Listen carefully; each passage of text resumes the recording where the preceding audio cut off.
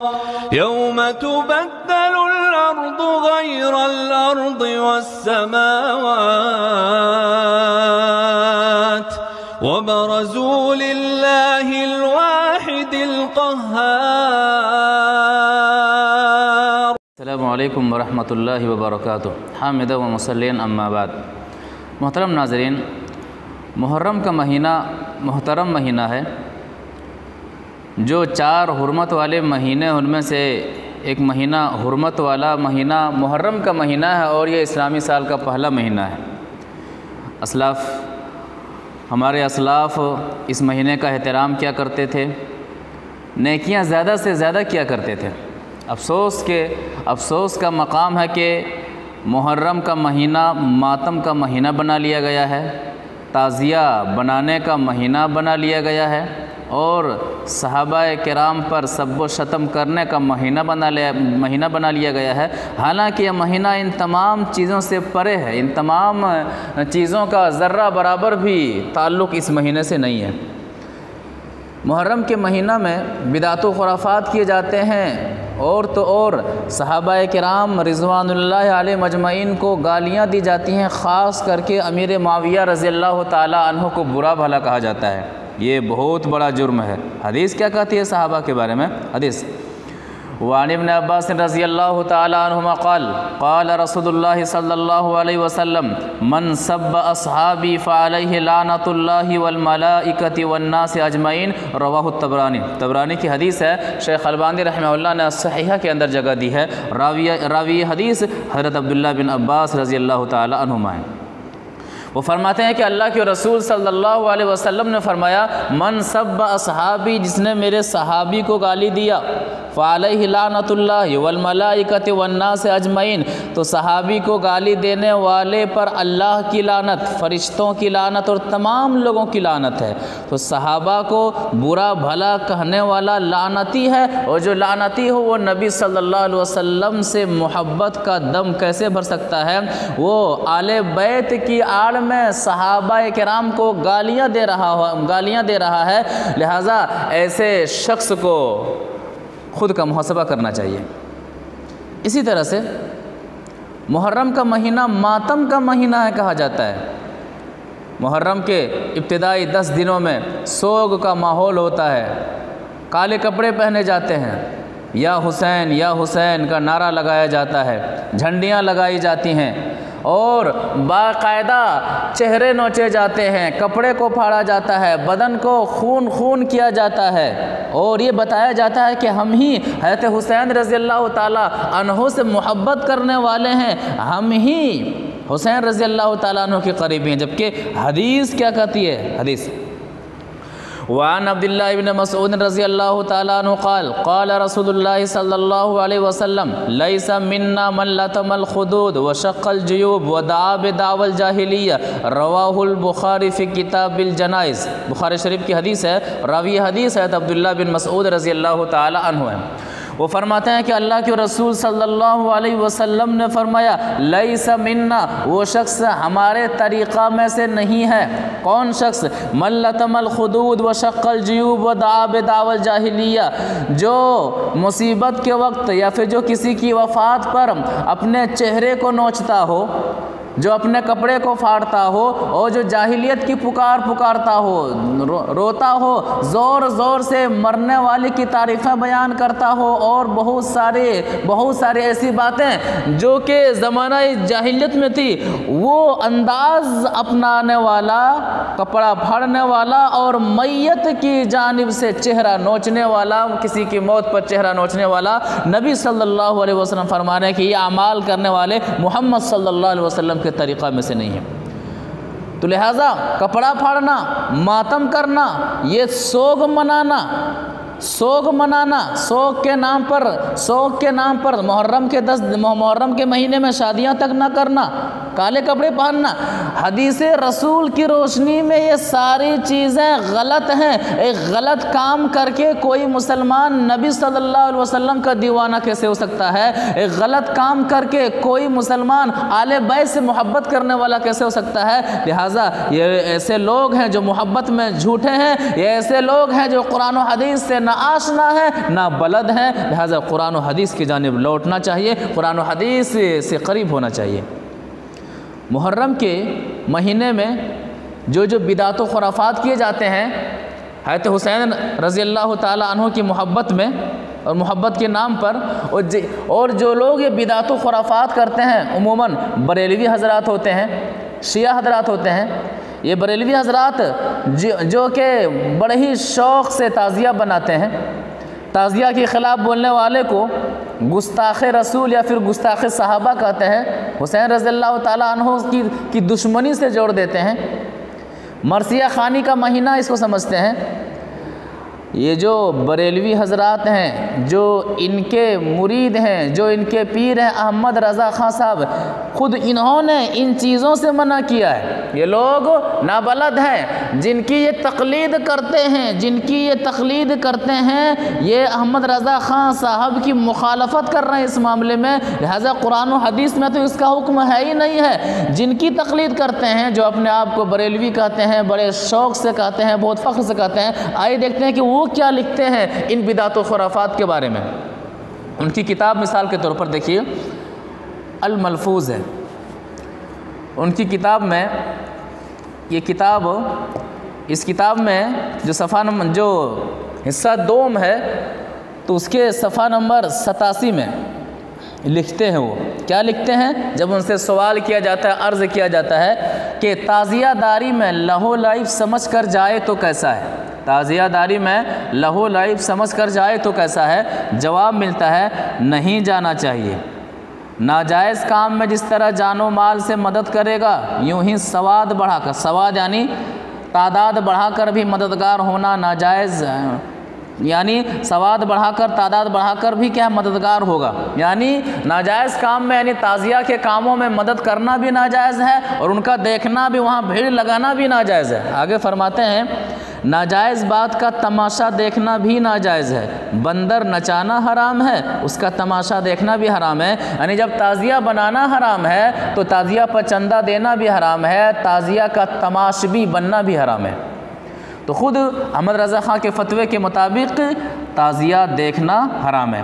احمد رضا خان صاحب کی ایک مستقل کتاب ہے رسالہ تعزیہ داری، باقاعدہ اس کتاب کے اندر واضح انداز میں انہوں نے وضاحت کیا ہے کہ تعزیہ حسین رضی اللہ تعالیٰ عنہ کے نام پر تعزیہ بنانا یہ گستاخی ہے حسین رضی اللہ تعالیٰ عنہ کے ساتھ۔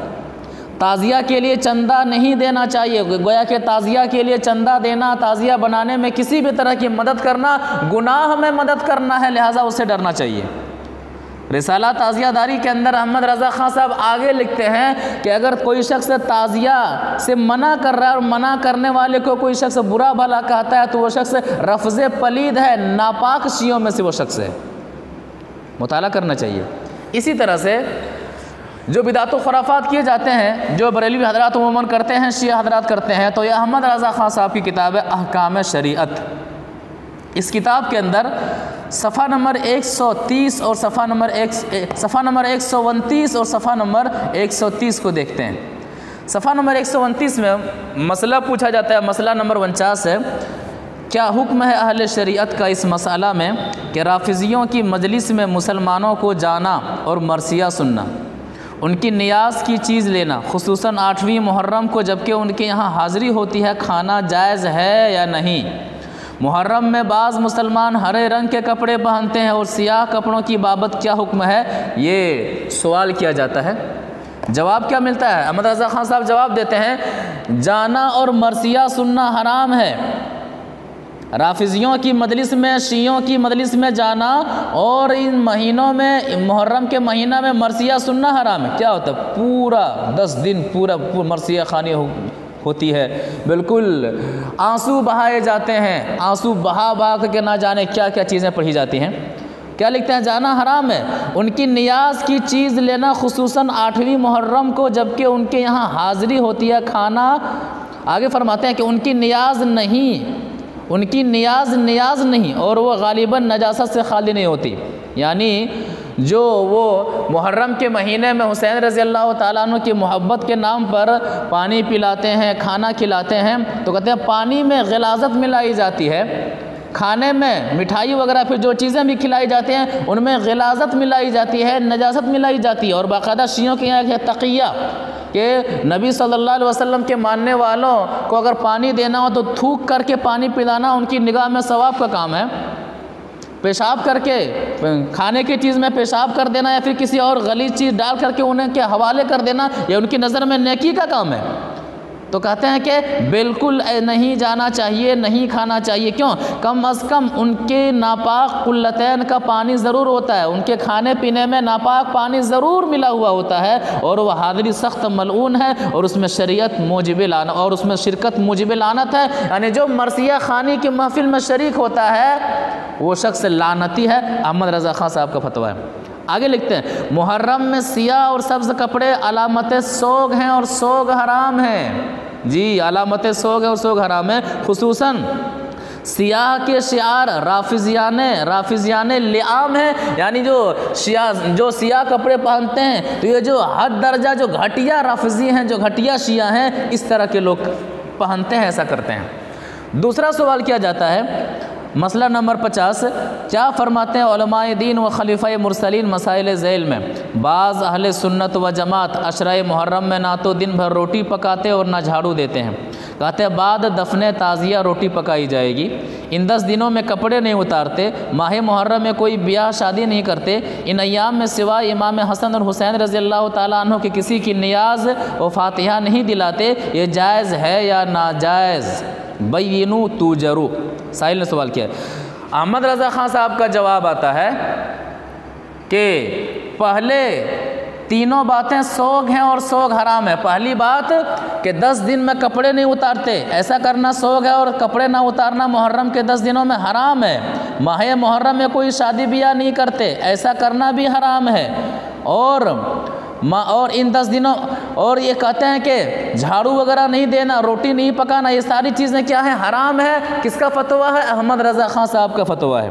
لہٰذا احمد رضا خان صاحب کے فتویٰ کے مطابق جو بدعت و خرافات کیے جاتے ہیں وہ بدعت و خرافات ہیں، وہ حرام ہیں. لہٰذا جو حقیقی معنوں میں مقلد احمد رضا خان ہوتا ہے وہ تعزیہ سے نفرت کرنے والا ہوتا ہے، وہ مرثیہ خوانی سے نفرت کرنے والا ہوتا ہے، وہ تعزیہ کی مجلسوں میں اور محفلوں میں جانے سے گریز کرنے والا ہوتا ہے. یہ اور بات ہے کہ یہی لوگ اس معاملے میں سب سے آگے ہیں. غور کرنے والی بات ہے. آخری بات کہ نبی صلی اللہ علیہ وسلم کی وفات 11 ہجری کو ہوتی ہے بعد ربیع الاول. یعنی الیوم اکملت لکم دینکم، قرآن جو کہتا ہے سورہ مائدہ آیت نمبر 3 کے اندر کہ دین میں نے آپ پر مکمل کر دیا ہے. میدان عرفات میں یہ آیت نازل ہوتی ہے. 11 ہجری میں دین مکمل ہو جاتا ہے کیونکہ نبی صلی اللہ علیہ وسلم کی وفات 12 ربیع الاول کو ہوتی ہے. 11 ہجری میں دین مکمل. حضرت حسین رضی اللہ تعالی عنہ کی شہادت 61 ہجری کو ہوتی ہے. یعنی حضرت حسین اللہ کے رسول صلی اللہ علیہ وسلم کی وفات کے 50 سال بعد حضرت حسین رضی اللہ تعالی عنہ کی شہادت ہوتی ہے. اور ماتم حسین کی ایجاد 352 ہجری کو ہوتی ہے اور اس کے موجد کا نام معز الدولہ نامی ہے، معز الدولہ دیلمی ہے. یعنی حضرت حسین رضی اللہ تعالیٰ عنہ کی شہادت کے 291 سال بعد تعزیہ کا دور شروع ہوتا ہے، ماتم کا دور شروع ہوتا ہے. اور نبی صلی اللہ علیہ وسلم کی وفات کے 341 سال بعد تعزیہ کا دور شروع ہوتا ہے، ماتم کا دور شروع ہوتا ہے. دین نبی صلی اللہ علیہ وسلم پر مکمل ہو چکا ہے. مکمل دین کے بعد دین کے نام پر کوئی بھی شخص کچھ بھی کہے وہ دین نہیں، وہ بدعت ہے، وہ گمراہی ہے. تو 341 سال بعد تعزیہ کا دور شروع ہوتا ہے. تو یہ تعزیہ بنانا دین کیسے ہو سکتا ہے؟ ماتم کا دور شروع ہوتا ہے، یہ ماتم کرنا دین کیسے ہو سکتا ہے؟ ایک مسلمان کو سوچنا چاہیے، ایک مسلمان کو سمجھنا چاہیے. ضرورت اس بات کی ہے کہ قرآن اور نبی صلی اللہ علیہ وسلم کے فرامین کی جانب ایک مسلمان لوٹے، بدعت و خرافات سے دور رہے. ورنہ اگر آدمی قرآن و حدیث سے دور ہو کر کے بدعت و خرافات کی پگڈنڈیوں سے سے کھیلتا رہتا ہے اور کھیلتا رہے گا تو ایسا شخص گمراہی کا شکار ہے، اور جو کام وفات رسول، جو عمل دین مکمل ہونے کے بعد دین کے نام پر کیا جائے وہ بدعت ہے، بدعت گمراہی ہے، اور وہ گمراہی جہنم میں لے جانے والی چیز ہے۔ دعا ہے کہ اللہ تبارک و تعالی ہمیں قرآن اور اللہ کے رسول صلی اللہ علیہ وسلم کے فرامین کے مطابق ہر مہینے کا استقبال، خاص کر کے محرم کے مہینے کا استقبال شریعت کے مطابق کرنے کی توفیق عطا فرمائے۔ جو لوگ بدعت و خرافات میں الجھے ہوئے ہیں انہیں متبع سنت بن کر کے زندگی گزارنے کی توفیق عطا فرمائے، آمین یا رب العالمین۔